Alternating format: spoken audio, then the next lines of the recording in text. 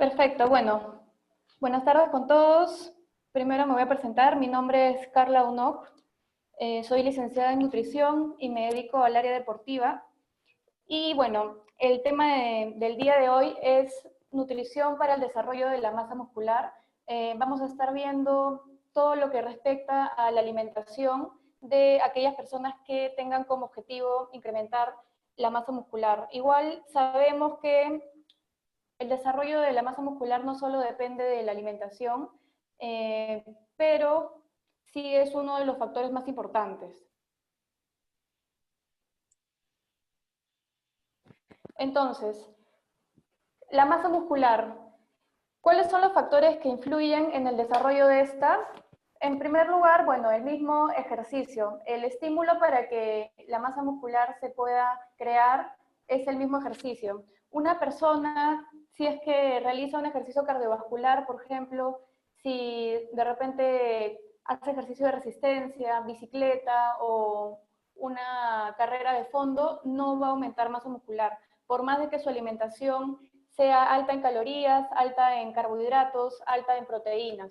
Entonces, el ejercicio va a determinar para qué se está trabajando. Luego tenemos al sueño, porque en el sueño es que el músculo se va a regenerar y recuperar de las sesiones de entrenamiento y también va a ir orientado a que pueda desarrollarse el músculo. Y finalmente tenemos a la nutrición.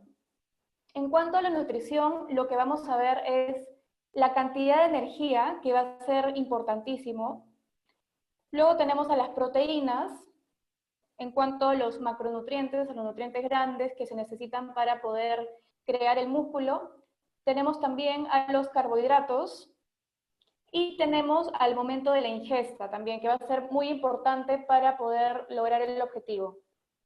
Entonces, estos son algunos de los factores que van a estar involucrados con la producción o la síntesis de masa muscular. Con respecto a los macronutrientes son aquellos nutrientes grandes que van a aportar calorías. Tenemos a las proteínas, tenemos a los carbohidratos y tenemos a las grasas. Estos tres componentes van a aportar calorías. En el caso de las proteínas y de los carbohidratos, cada gramo de estos nutrientes aporta 4 kilocalorías, y en el caso de las grasas van a aportar un poco más de calorías, aportan 9 por cada gramo. Entonces, cada uno de estos va a tener un fin en este objetivo de incrementar la masa muscular, y uno va a ser más importante que el otro.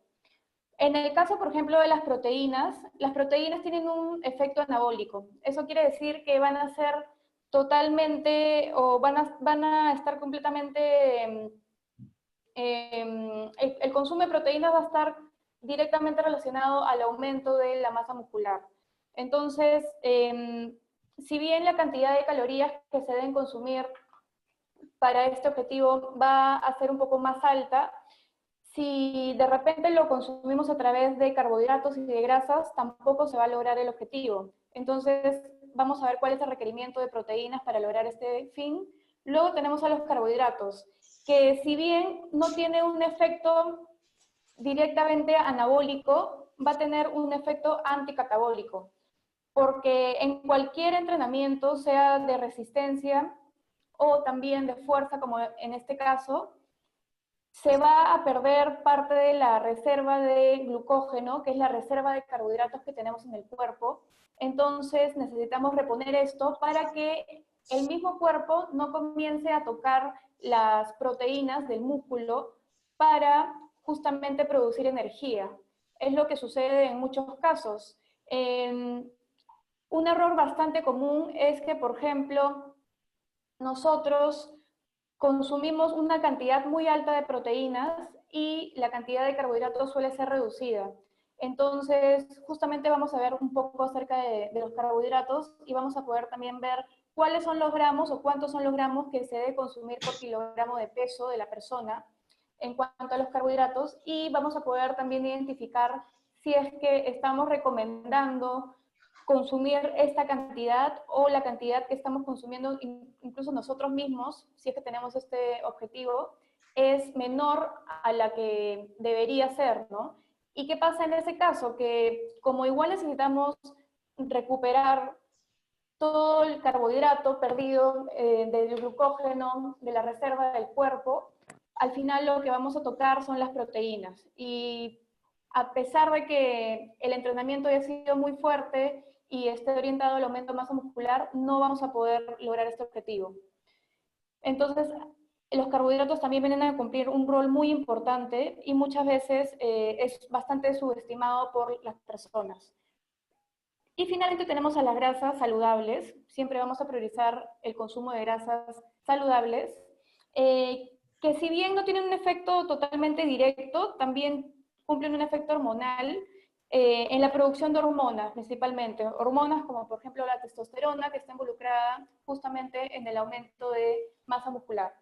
Entonces, igual es importante, si bien no va a haber un aumento tan significativo de consumo de grasas para lograr este objetivo, igual es importante no descuidar su consumo porque también cumple diferentes funciones, incluso antiinflamatorias, que es muy importante en ese tipo de actividad física. Entonces, primero vamos a comenzar con los carbohidratos y no porque sea más importante que las proteínas, sino porque, como les estaba mencionando, muchas veces se descuida el consumo de los carbohidratos. Entonces, quiero comentarles un poco acerca de la importancia que cumplen estos en el aumento de la masa muscular. Y para comenzar, quiero explicarles algo muy corto acerca del índice glicémico. El índice glicémico se divide en tres categorías: índice glicémico alto. No es muy importante que memoricen o se aprendan el valor de este índice glicémico alto, pero sí para qué se utiliza. Por ejemplo, los alimentos que aportan índice glicémico alto, que ahora vamos a ver cuáles son, van a utilizarse o van a ser importantes para un post-entrenamiento y cuando la persona tiene justamente el objetivo de aumentar masa muscular o aumentar el peso corporal. Entonces, en este caso sería muy importante que sí identifiquen o sepan cuáles son los alimentos que aportan índice glicémico alto. Luego tenemos a las siguientes categorías del índice glicémico, que son el índice glicémico medio y el índice glicémico bajo. Cada uno se utiliza para diferentes objetivos. Por ejemplo, en el índice glicémico medio, más que nada se utiliza para antes del ejercicio, para poder sostener el ejercicio adecuadamente, para tonificar y para reducir peso corporal. Y en cuanto al índice glicémico bajo, principalmente se utiliza también antes del ejercicio para tener energía de manera más sostenible y para reducir el peso corporal también. Entonces, digamos que por un estado de salud se recomienda más consumir alimentos con índice glicémico medio y bajo, pero cuando tenemos el objetivo de aumentar masa muscular o de desarrollar músculo, solemos incluir alimentos con alto índice glicémico y principalmente después de terminada la sesión de entrenamiento.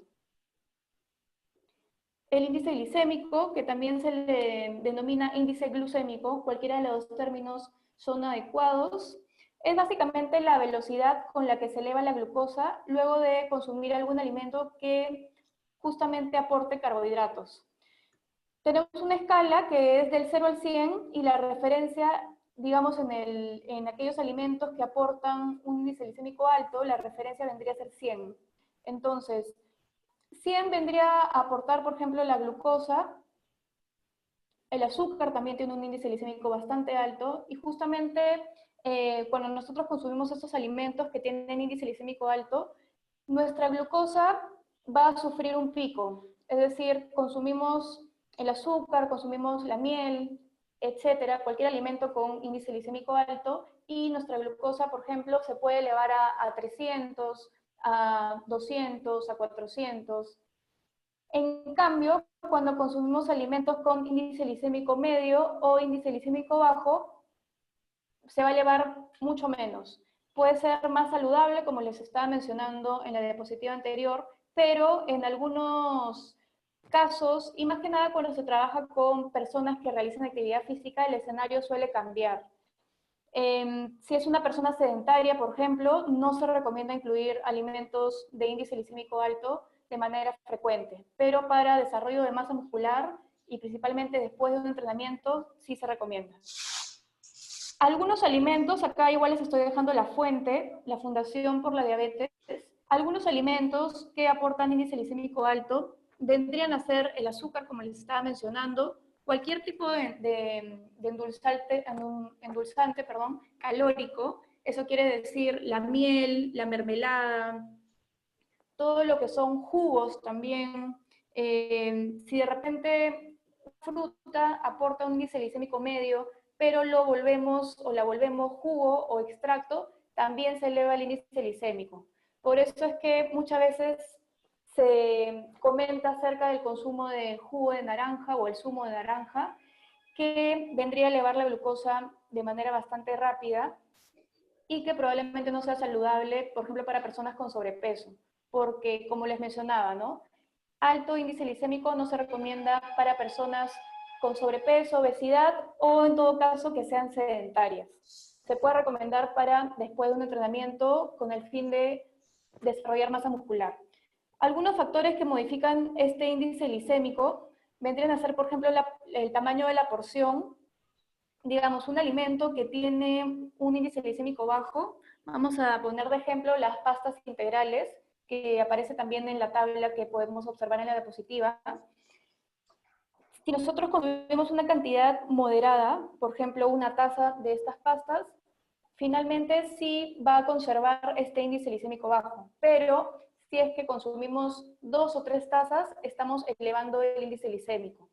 Luego tenemos a la combinación de alimentos. Por ejemplo, podemos elegir un alimento. ¿Qué pasa si de repente queremos reducir el índice glicémico de un alimento que tiene alto índice glicémico? Podemos combinarlo con alimentos que aporten grasa o que aporten una cantidad alta de fibra. Vamos a poner el caso de, por ejemplo, el cereal azucarado. Un cereal, por ejemplo, para desayuno industrializado, que no tiene azúcar, digamos que no tiene chocolate o no tiene algo añadido, pero de por sí igual todos los alimentos industrializados tienen azúcar. Entonces lo mezclamos con algún alimento que tenga grasa, como por ejemplo un fruto seco, y de esa manera vamos a hacer que el índice glicémico del cereal se reduzca. Entonces de alguna manera va a ser más saludable. Luego tenemos a los alimentos procesados que de por sí, como les mencionaba, van a aportar una cantidad alta de azúcar, por lo tanto tienen un índice glicémico alto. Luego tenemos a la forma de consumo, por ejemplo, la fruta entera frente al extracto o al zumo que les ponía de ejemplo, ¿no? La fruta cuando está entera, dependiendo también de la cantidad de azúcar que contenga, va a aportar un índice glicémico entre medio y bajo.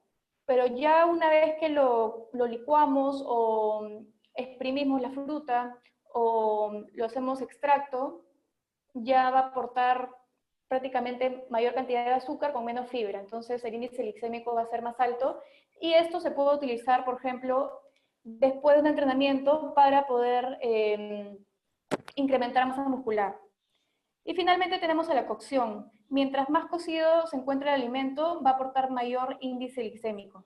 Por ejemplo, cuando nosotros sancochamos pastas, ponemos el mismo ejemplo de las pastas, si solo esperamos a que se hierva el agua y se sancochen, vamos a tener un índice glicémico intermedio. Pero si es que dejamos que se sancochen más tiempo, vamos a tener un índice glicémico alto. Y eso, dependiendo de lo que nosotros estemos buscando, va a ser beneficioso o puede ser perjudicial. En cuanto a la alimentación, a la nutrición, en realidad todo es personalizado y todo depende del objetivo y del caso de la persona. No podemos decir que la miel es mala para todas las personas o que las pastas integrales son buenas para todas las personas. No, la miel puede ser buena para las personas que quieren aumentar masa muscular después de entrenar, para una persona que ha entrenado, por ejemplo, ha hecho un entrenamiento de resistencia, también puede ser buena, pero para una persona con sobrepeso puede ser perjudicial, o una persona diabética. Entonces todo tiene que ser personalizado y es muy importante que tengan todo esto en cuenta. Sobre los requerimientos de carbohidratos. Cada persona necesita una cantidad de carbohidratos distinta, pero como estamos viendo básicamente el desarrollo de la masa muscular, acá yo he incluido los requerimientos de carbohidratos. Para una recuperación de depósitos de glucógeno y combustible diario en deportistas de programas de ejercicio de moderada intensidad, requeriríamos aproximadamente entre 5 a 7 gramos de carbohidratos por kilogramo de peso. Y eso vendría a ser, por ejemplo, si una persona realiza ejercicio de pesas y desea más que nada tonificar, recuperar y mantener un peso. Si ya la persona quiere incrementar el músculo, tendríamos que usar el segundo valor. Recuperación de depósitos de glucógeno y combustible diario en deportistas con programas de ejercicios de alta intensidad y o que busquen aumentar su peso corporal. Ese vendría a ser el caso entonces. La recomendación es entre 7 a 12 gramos de carbohidratos por kilogramo de peso. ¿Eso qué quiere decir? Acá yo les estoy poniendo un ejemplo bastante sencillo. Lo único que tenemos que hacer es, bueno, elegir, lógicamente eso también tenemos que ir probando y desarrollándolo con la persona que realice el ejercicio y también previamente haber analizado un poco cómo se encuentra su consumo de carbohidratos en el momento, porque si la persona se encuentra consumiendo 8 gramos de carbohidratos por kilo de peso en el momento, no le vamos a dar 7, ¿no? El rango, recuerden que es entre 7 y 12, entonces tenemos que tener en cuenta también lo que está consumiendo previamente. Lo único que tenemos que hacer, yo he puesto como el ejemplo 9 gramos. Yo he elegido entre 7, 8, 9, 10, 11 y 12, 9 gramos. La persona pesa 70 kilos, entonces multiplicamos los 70 kilos por 9 gramos de carbohidratos y nos va a dar un resultado de 630. 630 gramos de carbohidratos vendría a ser lo que debe consumir al día para poder incrementar su peso corporal. Es decir, peso corporal lo traducimos a aumento de masa muscular, porque lógicamente al hacer ejercicio y al estar entrenando para desarrollar músculo, no queremos que gane grasa, queremos que gane masa muscular. ¿Ya? Entonces, esta vendría a ser la cantidad de carbohidratos que tendría que consumir. Eso puede ir variando, ¿no? Dependiendo de la semana en la que se encuentre, si es que ya aumentó las cargas, si es que recién está comenzando, podemos ir iniciando con 7 gramos, luego 8, luego 9, pero más o menos he puesto un valor intermedio para que tengan una referencia. Y acá les estoy incluyendo un cuadro con el aporte de carbohidratos de algunos alimentos. Alimentos bastante consumidos, alimentos que generalmente las personas que entrenan con este objetivo suelen incluir en su alimentación. Incluyen bastante lo que es la avena, por ejemplo, incluyen bastante lo que es el camote, frutas, dependiendo también en qué momento se encuentren, choclo, quinoa, maíz. Entonces, esto más que nada lo estoy incluyendo para que tengan una idea de con qué cantidad de alimentos es que cubrimos este aporte de carbohidratos al día. Eran 630 gramos. Cada porción de las que aparece en esta tabla aporta solamente 15 gramos de carbohidratos. 15 gramos nada más. Claro que acá las porciones son pequeñas, ¿no? Por ejemplo, avena. 3 cucharadas de avena aporta 15 gramos de carbohidratos. Las personas que entrenan con este fin pueden incluir 9 cucharadas de avena, que es una avena bastante espesa, y en este caso vendríamos a multiplicar justamente los 15 gramos de aporte de carbohidratos por 3. Entonces estaría incluyendo 45 gramos de carbohidrato. ¿Y qué es lo que pasa también en estos casos? Como el aporte de carbohidratos o el requerimiento suele ser bastante alto, lo que se suele hacer también muchas veces es incluir un suplemento. Y al final de esta tabla, en la parte de abajo, pueden observar que dice suplemento maltodextrina. La maltodextrina es un carbohidrato de rápida asimilación. Incluso es el carbohidrato que se encuentra en las bebidas rehidratantes. En todas las bebidas rehidratantes, ojo, rehidratantes no energizantes, sino rehidratantes, aportan maltodextrina, justamente porque es como un carbohidrato deportivo. Cualquier deportista, sea deportista de fondo o en este caso que entrena pesas, lo puede necesitar. Muchas veces les cuesta llegar a consumir en alimentos, a través de alimentos, este aporte de carbohidratos. Entonces, podemos utilizar la maltodextrina como un excelente complemento nutricional. Incluso este complemento se puede mezclar con agua. El deportista lo puede consumir durante la sesión de entrenamiento o al finalizar. Y el agua en realidad ni siquiera cambia de color, ni siquiera cambia de color, y prácticamente es como si siguiéramos consumiendo agua. Por lo tanto, no va a sentir un volumen extra de alimentos. Entonces luego va a poder seguir consumiendo esos alimentos sin problema. Los 15 gramos, por ejemplo, de maltodextrina vendrían a ser equivalentes a una porción de fruta o a más o menos media papa. Entonces, sí podemos consumir incluso 60, 30, 60, 90 gramos de maltodextrina, que si lo traducimos a alimentos, va a ser un volumen bastante alto. Entonces, muchas veces se suele incluir este complemento nutricional y funciona bastante bien. Por eso es que lo he incluido en esta tabla, para que lo tengan en cuenta. Luego también se puede utilizar, por ejemplo, la miel, la algarrobina, endulzantes que son calóricos, que aportan exclusivamente azúcar, con el fin de llegar a cubrir este requerimiento alto de carbohidratos. Y bueno, como les mencionaba, ¿por qué hablo tanto de los carbohidratos? Porque mucha gente comete el error de enfocarse solo en el incremento de proteínas y se olvidan que los carbohidratos también son, como decía en la diapositiva, una de las diapositivas iniciales, también es anticatabólico. Y ahora sí vamos a hablar sobre las proteínas. En la imagen se pueden observar que predominan los alimentos de origen animal, sin embargo también hay alimentos de origen vegetal que aportan proteínas. Un concepto bastante importante con respecto al tema de la charla es el balance proteico.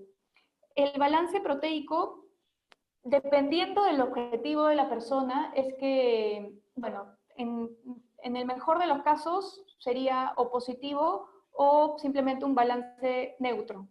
¿Qué es el balance proteico? Es básicamente el balance que llega a haber entre la síntesis de proteína, es decir, la producción de proteínas y la degradación de las mismas. Nosotros constantemente estamos desarrollando internamente ambos procesos. Ocurren los dos procesos, solo que uno va a predominar. En el caso de que nosotros realicemos un ejercicio y no tengamos un fin de aumentar masa muscular, podemos a través de la alimentación simplemente tener un balance neutro, como les estaba mencionando, que quiere decir que al final sintetizamos lo que degradamos. Es decir, con la actividad física podemos estar degradando el músculo, las proteínas musculares, y a través de la alimentación recuperamos. Entonces nuestro porcentaje de masa muscular no va ni a aumentar ni reducir. Pero para este fin, que justamente es el aumento de masa muscular, el balance proteico debe ser positivo. Eso quiere decir que se va a producir una degradación de la proteína muscular, pero tenemos que llegar a sintetizar más de esta degradación. ¿Qué ocurre muchas veces si es que no consumimos la cantidad adecuada, no solo de proteínas, sino también de carbohidratos, como les estaba mencionando? Sucede que finalmente ocurre un balance negativo. Y eso es lo que no queremos, justamente. ¿Cuál es el requerimiento de proteínas? El requerimiento de proteínas, bueno, va a depender de la actividad física de la persona. Les voy a igual mencionar los valores según la actividad que realice la persona, pero nos vamos a enfocar justamente en el entrenamiento de fuerza. La población sedentaria aproximadamente necesita entre 1 gramo de proteína por kilo, puede requerir un poco menos, pero lo ideal sería 1 gramo. Eso quiere decir que, por ejemplo, si yo peso 70 kilos, voy a requerir 70 gramos de proteína al día. En deportes de resistencia, los deportes de resistencia como por ejemplo el ciclismo o las carreras de fondo, principalmente van a consumir más carbohidratos. Entonces el requerimiento de proteínas sí va a ser mayor que una persona sedentaria, lógicamente, pero no va a ser tan alto. Va a ser aproximadamente 1.4 gramos por kilogramo de peso. ¿Qué es lo que se hace acá? Igual, se multiplica 1.4 gramos por el peso de la persona y tenemos el resultado de lo que requiere de proteínas al día. El entrenamiento de fuerza en etapa de aumento de masa muscular va a requerir aproximadamente entre 1.8 a 2.5 gramos por kilogramo de peso corporal de proteínas. Entonces, dependiendo del estímulo, si es un entrenamiento que en realidad nosotros vemos que no es tan intenso, pueden ser 2 gramos de proteína por kilo de peso. Es decir, multiplicamos, como está en el ejemplo acá, 70 kilos por 2 gramos de proteína. Si de repente la persona ya las cargas que utiliza son bastante altas y ya ha comenzado a desarrollar volumen, bueno, ahí podemos incluir el 2.5. O de repente si la persona realiza doble estímulo de entrenamiento al día, ahí podemos incluir un poco más de proteína. Pero como referencia podemos utilizar los 2 gramos por kilogramo de peso. Entonces, lo único que hacemos es multiplicar nuevamente, como les mencionaba, 70 kilos, estamos trabajando con los 70 kilos como lo hicimos con los carbohidratos, por 2 gramos de proteína. Y obtenemos como resultado 140 gramos de proteínas. La recomendación por comida aproximadamente es entre 20 a 40 gramos de proteína de alta calidad. Les estoy poniendo alta calidad porque vamos a ver cuáles son justamente las proteínas de alta calidad. Aminoácidos. Vamos a explicar un poco acerca de los aminoácidos. Los aminoácidos son las estructuras más pequeñas de las proteínas. Son como los ladrillos que construyen las proteínas, que son ya las moléculas más grandes. Y lo importante acá es saber cuáles son esenciales y cuáles son no esenciales. Las esenciales, los aminoácidos esenciales, son los que nosotros tenemos que consumir a través de la alimentación. Si no los consumimos a través de la alimentación, vamos a tener deficiencia de estas y finalmente vamos a comenzar a perder masa muscular y otros efectos, porque las proteínas en general cumplen muchas funciones en el cuerpo, no solo la de mantener la masa muscular o desarrollar masa muscular. Tenemos proteínas de defensa, tenemos proteínas estructurales, etc. Entonces, lo ideal es consumir todos los aminoácidos que son esenciales. Los no esenciales pueden ser sintetizados en el cuerpo, así que dentro de todo no hay mucho problema con ellos. Los aminoácidos esenciales, acá les estoy dejando igual la lista de cuáles son los esenciales, porque son justamente los que tenemos que consumir a través de la alimentación. Tenemos a los primeros 3 del cuadro izquierdo, que son los esenciales, son los BCAAs. ¿Cuáles son los BCAAs? Los aminoácidos ramificados, que justamente tienen un fin exclusivamente más deportivo. Son los que se recomiendan consumir después de un entrenamiento para estimular, comenzar la síntesis muscular. Tenemos a la leucina, a la valina y a la isoleucina. Los demás que se encuentran abajo son igual aminoácidos esenciales, tenemos que consumirlos a través de la dieta, pero no están tan involucrados en el proceso de desarrollo de masa muscular. Y los no esenciales que se encuentran a la mano derecha, que bueno, vendría a ser el restante. No es tan importante que los memoricen, pero sí, como les decía, los que son los esenciales, sí es importante que sepan cuáles son. Principalmente los BCAAs, porque los BCAAs los encontramos en los suplementos deportivos en general.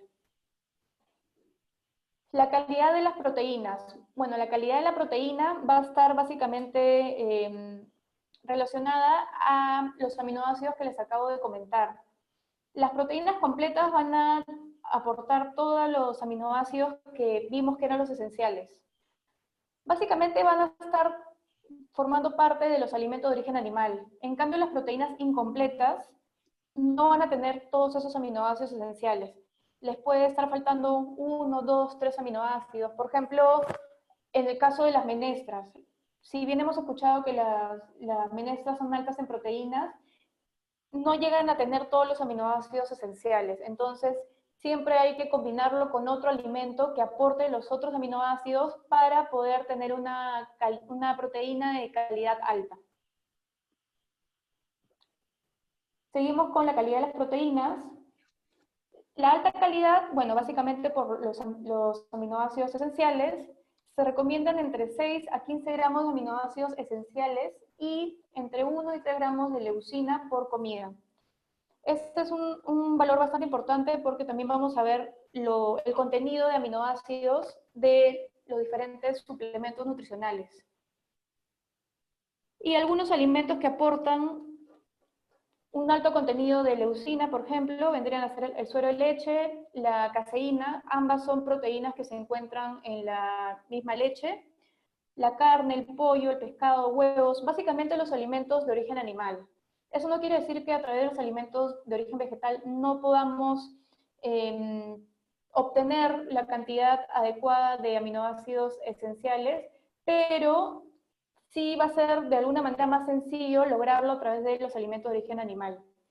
Los aminoácidos ramificados, que son aquellos que intervienen en la síntesis proteica, como les dije, son la isoleucina, la leucina y la valina, van a formar gran parte del músculo y van a estar recomendados para una recuperación post-entrenamiento.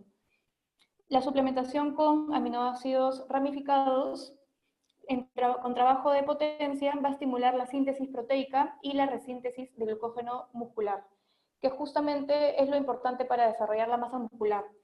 En exceso puede generar una sobrecarga renal, por eso es importante no consumir 3 gramos de proteína, por ejemplo, por kilogramo de peso. Muchas personas suelen hacer eso.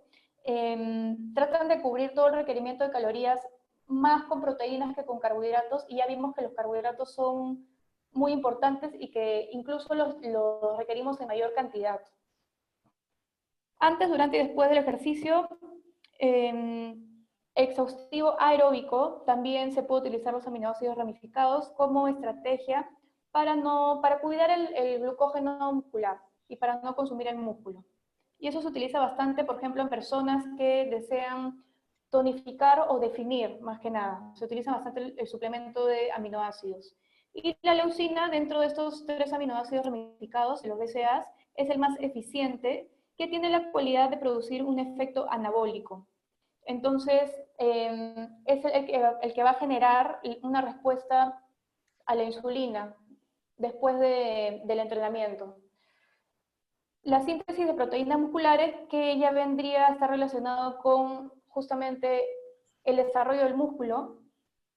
El umbral de aminoácidos esenciales aproximadamente es entre 3 a 6 gramos después de un entrenamiento. Esa es la cantidad de aminoácidos esenciales que tenemos que incluso consumir, sí, a través de los alimentos, pero que también tendríamos que estar verificando que en caso de que elijamos un suplemento, cumplan con esta cantidad, entre 3 y 6 gramos. Si son 6 gramos de aminoácidos esenciales, se va a estimular significativamente las proteínas musculares. Entonces, eso es lo que tenemos que buscar. 6 gramos de aminoácidos esenciales, ya tenemos la tablita de cuáles son los aminoácidos esenciales después del entrenamiento. También hay otro protocolo para poder cuidar el músculo, 35 gramos de hidrato de carbono o de carbohidratos con 6 gramos de aminoácidos esenciales antes de iniciar un entrenamiento de fuerza, va a producir un estímulo muy poderoso sobre la captación de aminoácidos musculares. Entonces, esa es otra estrategia que se puede utilizar como una comida previa al entrenamiento para seguir incrementando la producción del músculo. Y acá tenemos algunos ejemplos o algunas imágenes de aminoácidos que se encuentran en el mercado.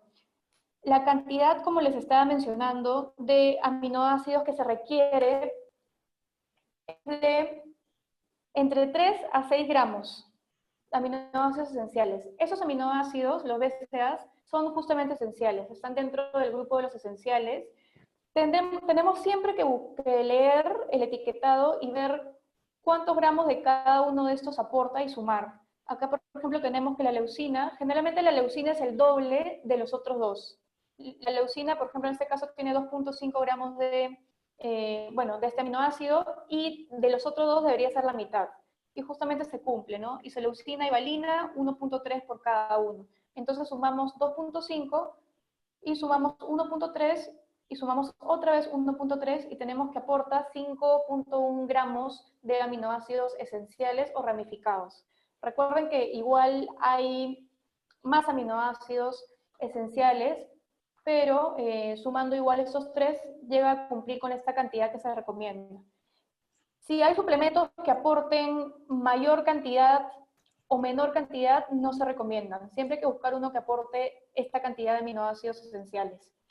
Tenemos otro ejemplo y lo mismo, tendremos que hacer lo mismo, simplemente sumar la cantidad de aminoácidos que aporta, y acá sumando los tres valores de la leucina, isoleucina y la valina, nos aportaría 5 gramos. Eso quiere decir que también cumple con la recomendación. Recuerden, si no cumple con esta recomendación, buscamos otro suplemento que sí aporte la cantidad recomendada. Contenido de aminoácidos esenciales y leucina en fuentes proteicas. Esto básicamente para saber qué tipo de alimentos podemos elegir para consumir cada vez que tengamos que aportarle al cuerpo alguna fuente de proteína. Esta es una tabla, bueno, en la diapositiva anterior les he dejado el estudio, incluso, bueno, les he puesto el nombre para que lo puedan buscar y leerlo de una manera un poco más profunda. Por ejemplo, en esta tabla lo que podemos observar es la evaluación de la calidad de la proteína. Este PDCAAS, así se le llama, es un método para poder evaluar la calidad de la proteína en cuanto al proceso de digestión y cuánto se puede aprovechar de cada fuente proteica. Y lo que vemos básicamente es que el valor máximo, el valor por excelencia lo contiene la leche, lo contiene el suero de leche, whey protein, el huevo también. La proteína de soya, a pesar de ser de origen vegetal, también es muy buena, así que se puede utilizar después de un entrenamiento. La caseína, y luego se comienza a reducir este valor. Entonces, hay que tratar siempre de buscar aquellos que tengan un PDCAAS más alto, más cercano al 1. Entonces, prácticamente vemos que los alimentos de origen animal y los derivados de leche son muy importantes para desarrollar masa muscular. Contenido de aminoácidos esenciales y leucinas en fuentes proteicas. Ya hablamos acerca de la leucina y lo importante que es después de un entrenamiento de fuerza, porque va a ser el aminoácido justamente que va a también, de alguna manera, estimular a la producción de la insulina, que justamente también es una hormona anticatabólica. Entonces, la leucina, como le dije, va a ser el aminoácido más importante de estos tres. Y principalmente vamos a ver que los alimentos que aportan mayor cantidad de aminoácidos esenciales y de leucina, la leucina vendría a ser la parte naranja de este gráfico, y vendrían a ser justamente alimentos de origen animal. Tenemos al suero de leche, tenemos a la leche, tenemos a la caseína, tenemos a la carne, tenemos al huevo, el pescado, y los alimentos en verde, que vendrían a ser las fuentes vegetales, vendrían a aportar menor cantidad de aminoácidos esenciales y de leucina. Entonces, como les dije, no es que no se pueda lograr este objetivo de aumento de masa muscular con fuentes vegetales, pero sí va a ser mucho más sencillo lograrlo a través de alimentos de origen animal. Ya más o menos tenemos una idea de con qué alimentos se puede lograr esto. Tenemos también acá un cuadro de los suplementos y la clasificación de estos suplementos. Bueno, el suplemento que les estoy señalando es la proteína de suero de leche, básicamente, que está dentro del grupo A de los suplementos. ¿Eso qué quiere decir? Que es un suplemento que está comprobado que tiene o digamos que cumple el objetivo por el cual se vende, porque hay muchos suplementos en la actualidad que se ofrecen con un objetivo y finalmente no llegan a realmente ser comprobados científicamente que cumplen ese objetivo. En este caso, la proteína de suero de leche sí cumple el objetivo por el cual se vende. Entonces, se puede usar como una alternativa cuando no tenemos un alimento a la mano, o también en realidad tiene un efecto muy similar, ya vimos. Entonces, se puede utilizar sin ningún problema.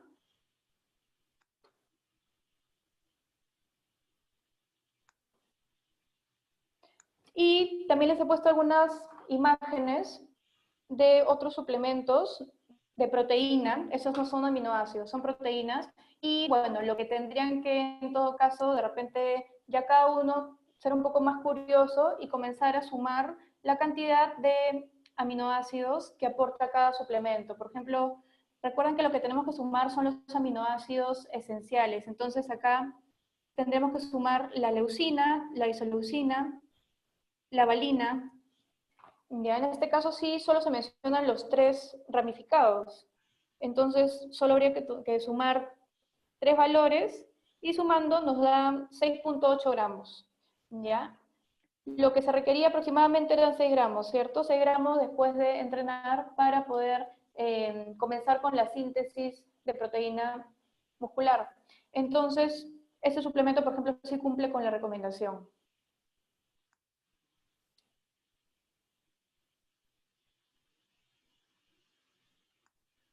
Luego tenemos esta proteína, y en este caso, como si todo el aminograma se le llama cuando tiene todo el contenido de aminoácidos, el perfil de todos los aminoácidos con cantidades, tendríamos que sumar los que son esenciales y ver qué cantidad cuántos gramos aporta.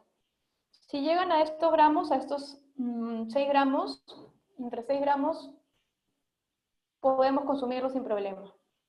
El timing de las proteínas, que es algo muy importante. Ya sabemos qué fuentes de proteínas elegir, priorizarlas de origen animal, pero ¿en qué momento? Bueno, post-entrenamiento, entre 1 y 4 horas después, la síntesis proteica se incrementa en un 30 a 100%. Esto quiere decir que podemos consumirlo, sí, media hora después, que es lo que normalmente se recomienda consumir, la fuente de alimento de proteína, pero ¿qué pasa si de repente un día no pude consumirlo en ese momento y lo consumo después de 1 hora, 2 horas? Bueno, se ha visto que en realidad no va a haber ningún problema. Podemos consumirlo 1 hora, 2, hasta 4 horas después. Mientras consumamos la fuente proteica en ese lapso, vamos a poder estimular al músculo. La ausencia de alimentos post-entrenamiento va a producir un balance proteico negativo. ¿Qué era el balance proteico negativo? Bueno, básicamente que había mayor degradación de proteína que síntesis. Recuerden que las dos cosas suceden a la misma vez, pero una ocurre con mayor frecuencia. Entonces, siempre tenemos que consumir algún alimento después de entrenar para justamente evitar este balance proteico negativo. Y acá les estoy poniendo un ejemplo con los 140 gramos de proteínas que habíamos calculado que necesitaba esta persona de 70 kilos con el objetivo de aumentar masa muscular. Lo que debería consumir aproximadamente, bueno, son los 140 gramos netos de proteína. Recuerden que cada alimento aporta una cantidad, por ejemplo, un filete de pollo no es que de 100 gramos no es que aporte 100 gramos de proteína, ¿no? Tenemos que saber cuántos gramos aporta cada alimento. Y bueno, lo que les he sugerido es que esta persona consuma, en una de las diapositivas también vimos que lo que se recomendaba era entre 20 y 40 gramos de proteína por cada comida. Entonces, el cuerpo no va a poder absorber más de 40, no hay que darle al cuerpo más trabajo. Entonces, elegimos estos rangos. En el desayuno he puesto 20, post-entrenamiento 25, almuerzo 40, media tarde 20 y cena 35. Sumamos todos estos valores, tenemos los 140 gramos, y la idea en realidad es incluir varias comidas, probablemente también hayan escuchado esto, porque si nosotros pasamos muchas horas sin consumir alimentos, ya se va a comenzar a degradar, o mejor dicho, va a comenzar a ser más significativo la degradación de proteínas. Como les dije, las dos ocurren al mismo tiempo. Como podemos ver en el gráfico, la síntesis vendría a ser las líneas en verde y la degradación vendría a ser en rojo. Entonces, mientras ya se está degradando el músculo, la proteína, nosotros tenemos que consumir un alimento para que haya mayor síntesis. Si en este momento que hay degradación nosotros no consumimos nada, y eso justamente pasa cuando hay periodos de ayuno bastante largos, finalmente la degradación va a ser muy significativa y no va a poder ser reversible. Y esta es una tabla con los gramos de proteína en los alimentos de origen animal, básicamente para que sepan más o menos también cómo cubrir estos gramos que acabo de mencionar en la diapositiva anterior, ¿no? Por ejemplo, los 20 gramos de proteína en el desayuno, los 40 en el almuerzo, etcétera. Tenemos algunos alimentos, yo he incluido, claro, los alimentos de origen animal que en toda la charla hemos estado viendo que aporta una calidad proteica mayor. Y ya tendríamos que ver cómo distribuirlo, ¿no? Por ejemplo, en el desayuno, que son 20 gramos de proteína, podemos incluir una taza de leche, que son 8, y de repente un huevo más una clara. Entonces así vamos sumando y vamos cubriendo todo el requerimiento. Lo mismo con el almuerzo, con la carne, más o menos vemos qué cantidad es la que nos aporta 40 gramos de proteína y esa cantidad de alimento es el que tenemos que consumir.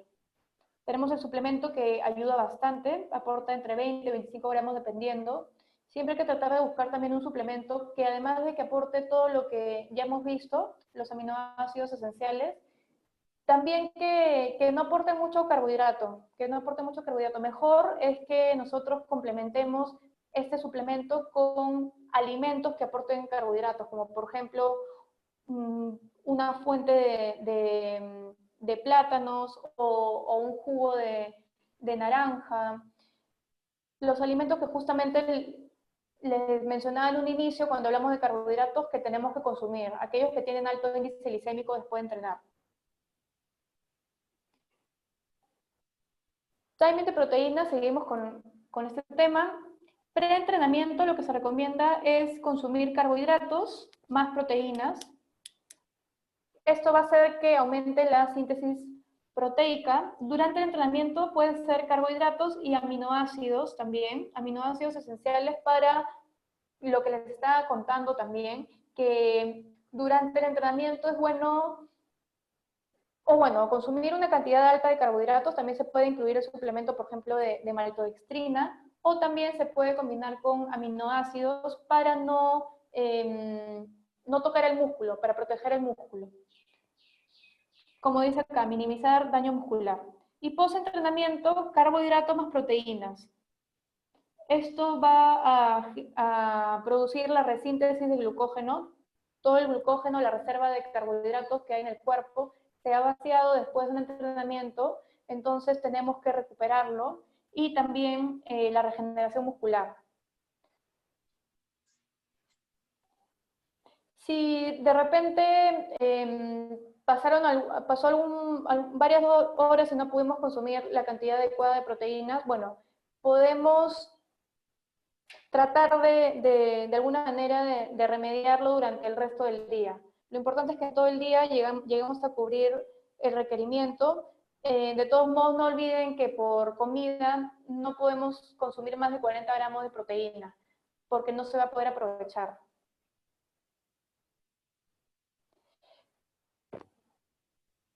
Algunas consideraciones.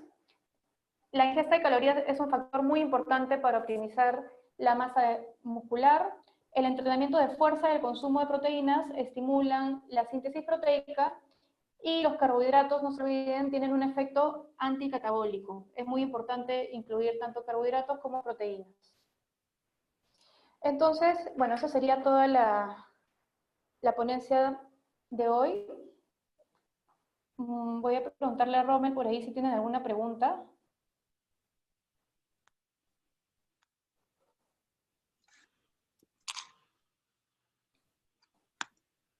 Sí, Carla, te estoy colocando en el chat las preguntas. Ya.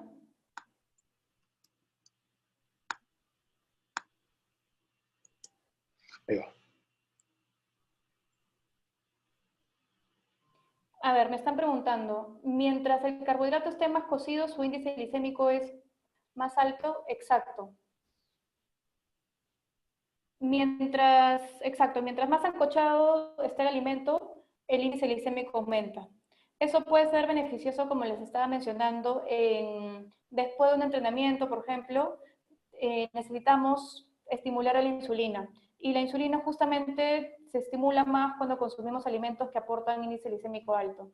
Entonces, después de entrenar, sí se pueden consumir todos los alimentos que vimos que estaban en el cuadro de índice glicémico alto, podemos incluir después de entrenar.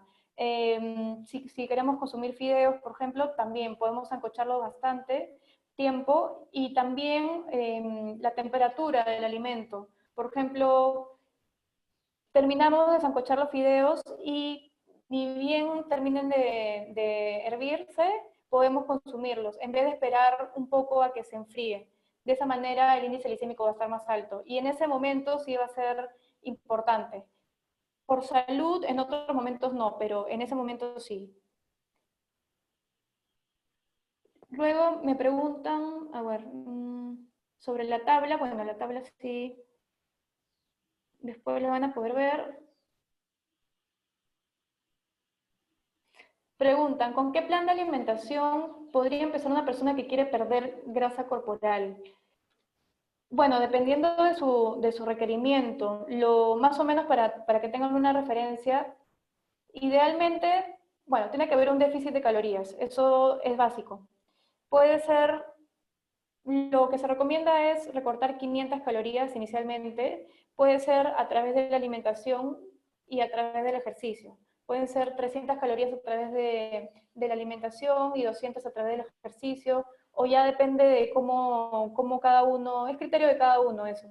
Y en cuanto a la distribución de la alimentación para perder grasa, más o menos se recomienda entre un 50-55% de carbohidratos, entre 15-20% de proteínas y el resto de grasas, priorizando las grasas buenas.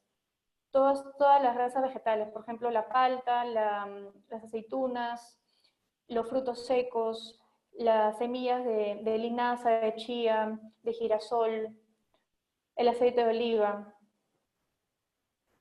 Y siempre con recomendaciones saludables. Por ejemplo, tratar consumir las 2 o 3 frutas al día, consumir verduras frescas todos los días, de preferencia frescas antes que cocidas, tratar de no consumir preparaciones fritas. Y poco a poco, bueno, siempre se recomienda también evaluar a la persona cada 2 semanas para poder ver su progreso y en base a eso hacerle algunas pautas de recomendaciones en la dieta. Y me preguntan, ¿el alto consumo de carbohidratos en la noche sería saludable? ¿Qué consecuencias puede haber? Dependiendo del caso. Por ejemplo, si la persona entrena en la noche y tiene que recuperar todo lo que ha perdido a través del entrenamiento, puede consumir una cantidad alta. De todas maneras, tiene que esperar por lo menos 2 horas para que digieran los carbohidratos, si no, finalmente se acumulan como grasa. Las consecuencias más que nada sería eso, la acumulación de grasa, porque en la noche igual se tiene que consumir carbohidratos, más aún si la persona quiere aumentar masa muscular, que justamente es el tema de la ponencia. Pero los carbohidratos cumplen una función principal, que es dar energía a la persona. Si a las 8 o 9 de la noche ya nos vamos a dormir y estos carbohidratos no nos van a dar energía, al final se van a acumular como grasa.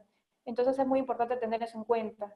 Tratar de por lo menos que sea 2 horas previas a la hora de dormir, y en caso de que haya entrenado la persona en ese horario, no va a haber ningún problema. Ahí sí no va a haber ningún problema, básicamente porque no, esos carbohidratos que va a consumir no van a ser para darnos energía, sino para recuperar la cantidad de glucógeno perdido en el entrenamiento, o también va a ser para justamente estimular a a la insulina, para que actúe la insulina en ese momento. Entonces va a cumplir una función más muscular.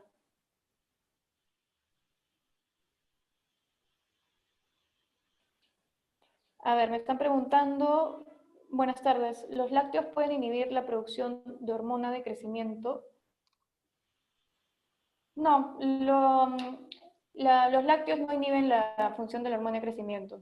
Se pueden consumir sin problemas.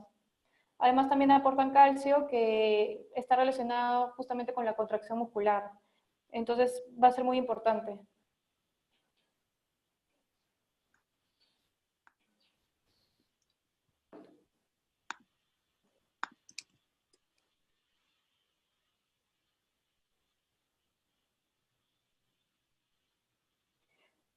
A ver, alimentos beneficiosos a la hora de la hipertrofia.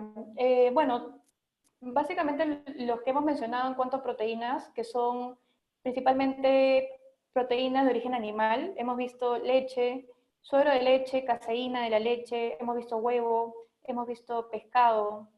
Y en cuanto a carbohidratos, en realidad, después de entrenar, cualquier alimento que tenga alto índice glicémico, jugos, por ejemplo, plátano tiene intermedio, pero si consumimos 2 plátanos, tiene alto. Recuerden que la cantidad también modifica el índice glicémico. Entonces pueden ser dos plátanos después de entrenar, o un vaso de jugo de naranja, o un zumo de naranja, 3, 4 naranjas exprimidas. Eh, Luego, durante el día, carbohidratos complejos, que son los carbohidratos que aportan fibra en cantidad alta. Por ejemplo, puede ser las pastas integrales, bastantes vegetales también. Las verduras también, por los minerales que aportan, también intervienen en varios procesos de regeneración de tejidos. Los vegetales verdes, por eso es que probablemente también hayan visto que muchos entrenadores consumen brócoli, espinaca, los vegetales verdes.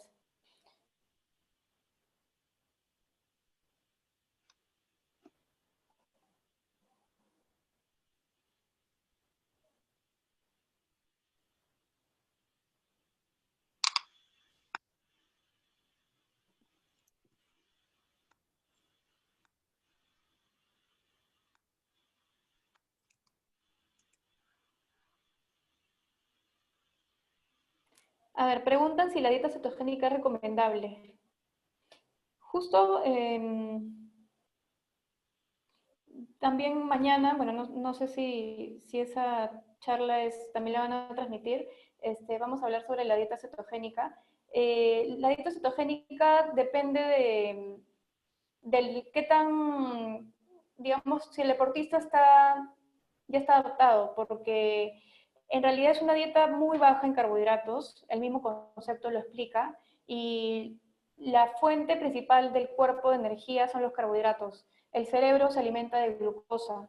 Entonces, a través del consumo de grasas y de proteínas, también se puede producir glucosa, pero el proceso es mucho más largo. Entonces, en todo ese tiempo que el cuerpo se demora en producir la glucosa, es que nos comienza a doler la cabeza, comenzamos a sentir fatiga, comenzamos a desarrollar un mal humor. Entonces, yo personalmente no recomiendo la dieta cetogénica, eh, pero en algunos deportistas sí les ha ido bien, de todas maneras.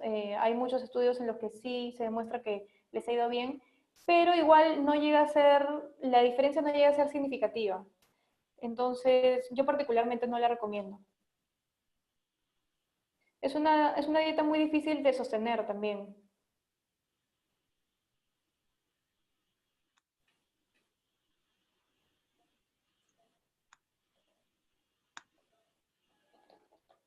Carlita, vamos con la última pregunta que te estoy colocando en el chat. Perfecto. Ya, perfecto. Preguntan sobre la dieta intermitente. También hay estudios que muestran que sí les puede favorecer a algunas personas, pero igual, no, se tiene que adaptar la persona, porque antes de entrenar, por ejemplo, les va a faltar energía. O sea, si la persona recién está comenzando a entrenar, no les va a ir bien. Van a tener fatiga, pueden desmayarse. Entonces, es algo que se tiene que ir desarrollando progresivamente. Sí se ha visto que hay buenos resultados en cuanto a pérdida de grasa. Incluso en personas, por ejemplo, en fondistas, sí se usa bastante. Y cuando ya la persona se ha adaptado, sí les va bien. Pero igual, ellos solo lo utilizan, por ejemplo, en etapas. No es que toda la alimentación del año, toda la temporada del año la utilicen. La utilizan, por ejemplo, cuando tienen que reducir un poco más de grasa, llegan al objetivo y luego siguen con su dieta balanceada normal.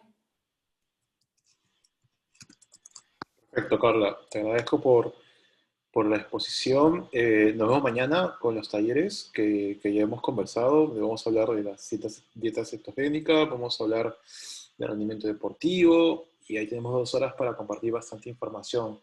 Gracias por la disposición y me da gusto y te felicito y estoy muy orgulloso que seas parte del equipo de VAC. Muchas gracias, Romen. Listo, entonces nos vemos mañana. Un beso, que estés bien. Gracias, igualmente. Muy bien, chicos, ya estamos casi acabando toda esta jornada definitivamente con bastante información larga, pero con regular cantidad de conocimiento que consideramos es de mucho valor para ustedes.